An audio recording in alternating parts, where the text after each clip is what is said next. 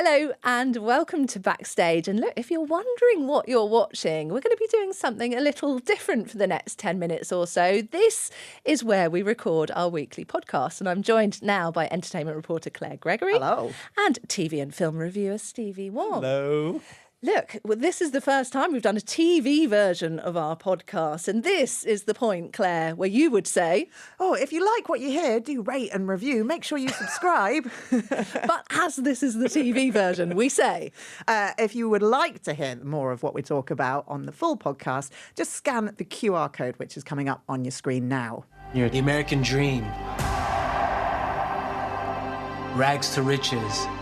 Coming up on this week's Backstage, it's the show where they ripped up the scripts and spent millions on reshoots. We're going to be talking about Sky Atlantic's The Idol.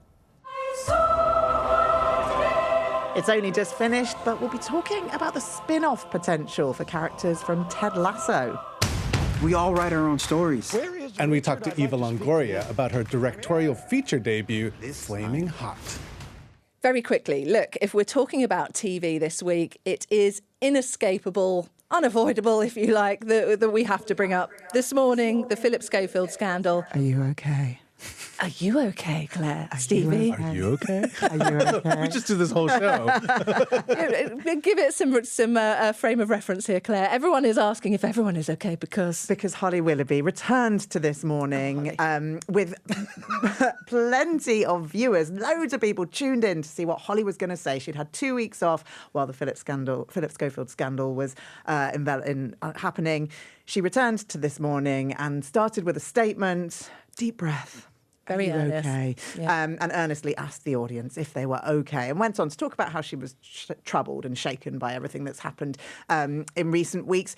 And then kind of just launched off into the show proper, at which point... She got a hug. She got a hug. Lamb chops and frocks and what have you. Yeah. Yeah. Stevie, this must be utterly baffling for you, though, as someone who's not from the UK and just visiting this week. And let's face it, didn't know who Philip Schofield I had was. no idea who Philip Schofield was. I came in and it was just amazing because the amount of coverage and everybody was talking about it and like information was leaking out. So I got caught up in a bit of the drama, if you will. And then when I found out the case, I was like, oh, well, interesting. If you take the man out of the situation now, the reason that we are talking about it is because of this discussion, I think, now to do with what the working environment was like on This Morning, whether or not it was a toxic atmosphere. And really, I think the reason MPs are getting involved now is the whistleblowing element of this, and whether or not people have felt comfortable on that show for years to come forward and make any complaints that they might have wanted to.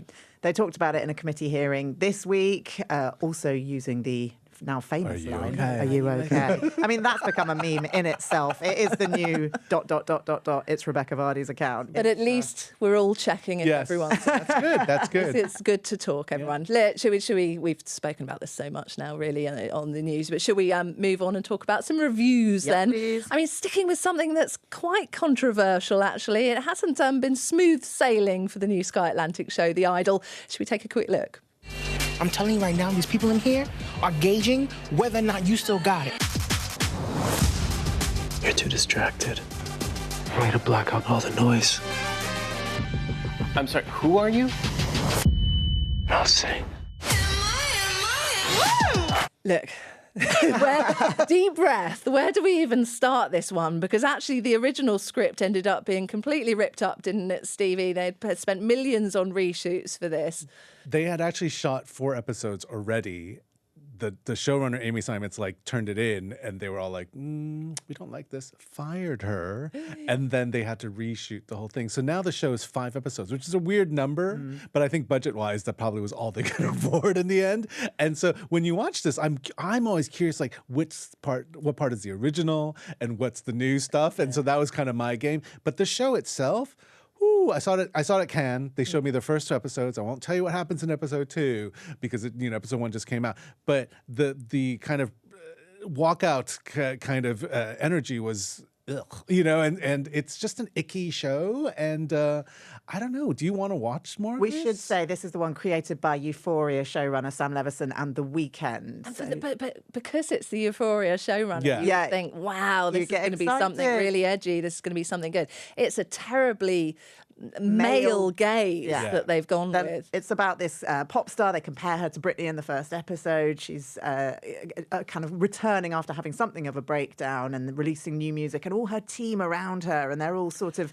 I mean, not just any old actress in the lead role, of course. Lily Rose Depp, who gives a decent performance amongst what is kind of a bit of a problematic show in other ways, I think. Yeah. I've just found it so utterly unpalatable. It's the fact that it's we're meant to be talking about this being an exploitative industry that Lily Rose Depp's character is working. It's done in such an exploitative way. It just made me angry. It's a horror show. I mean, if you kind of think about it, it's almost like inviting. Oh, I'm giving spoilers now, but in the second episode, there's references to this being a horror movie, and so that kind of adds on to the experience. Again, is this a show you want to keep on watching? Because if this doesn't turn, if you don't want to see it after the first episode, why would you kind of invest 4 more hours into this? It'll be interesting to see how those audience figures do. It hasn't started brilliantly in the States, but, plenty more to come. So, we'll see. Shall we move on quickly to talk about a new film that's coming out this week, which is really interesting because it's Eva Longoria making her film directorial debut, and it's about crisps. It's called Flamin Hot. I'm the guy who helped bring the world the most popular snack it's ever seen. Are you ready? A huevo. I've been ready. Look, making a movie based around a very specific genre. A snack that is not available in the UK, Not available in the UK, come on. Are we even going to watch it for that reason? But I mean, it's Stevie, so good. I mean, as an American, you can talk about the Flamin' Hot Cheeto with some experience. Exactly. Not just America. It's sold in Asia. So outside of certain territories, UK, this thing is a very, very popular But Stevie, to make a film Yes. about this, a film? We talked about this earlier in our pod, but basically, I agree with you. This is kind of stretching a theme kind of like really wide. But in the world of films geared towards the Latinx community, there aren't that many stories that they get to tell or get to see. And the fact that it's also inspirational, like this character, Montañez, is literally like comes from nothing and then became a very high-powered person over at PepsiCo. This storyline's very interesting. And I just love the fact that, the two leads, Jesse Garcia and Annie Gonzalez, these are actors that if you watch them in other shows, they're always playing a criminal or they're playing like these kind of sideline characters. A background person. So for them to be the leads of this film, these are wonderful things. But it's kind of cheesy. I mean, part of the pun, it's kind of cheesy. I thought you said it was hot. I know. Well, shall we hear quickly from Eva Longoria herself about why this was a project that was so important to her? I read it. I was blown away by Richard Montañez's life. And I was like, how do I not know this story? He's Mexican-American. He's from my community.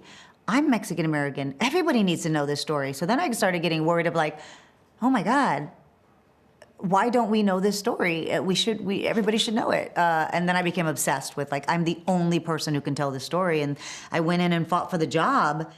And look, we thought at this stage, Ted Lasso of all shows was completely over. We watched the finale just a couple of weeks ago, but now, Claire, Gregory, your favourite show, the rumours, are they true? Is Ted Lasso coming back? Is it back? Is it back? Quick caveat, no longer my favourite show. First series, wow. brilliant, totally loved it. Couldn't get enough of I it. know. Second series, it's okay, I'll still go with it. Third series, not good for me. Messy, bit of a mess. But I will say the final episode of the third series was one of my favourite. But now it seems it could be coming back. There was a little tease from Apple TV Plus earlier this week. They posted a photo of the coaches of Richmond saying, "Oh, smells like potential." So was that a hint there could be a spin-off in the works? For fans, though, isn't this hugely frustrating that it's only just ended? Come on, shouldn't this be a year down the line and they tease it? You can't just say, no, that was the big finale and now it's actually coming back. But perhaps we here at Sky News, maybe we already knew that here on Backstage, because when we caught up with Brendan Hunt, who co-created the show and writes it,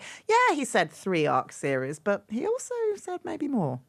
As for, does anything warrant a spin-off? I think there's 20 spin-offs that we could do. But maybe we won't do any of them. I don't know.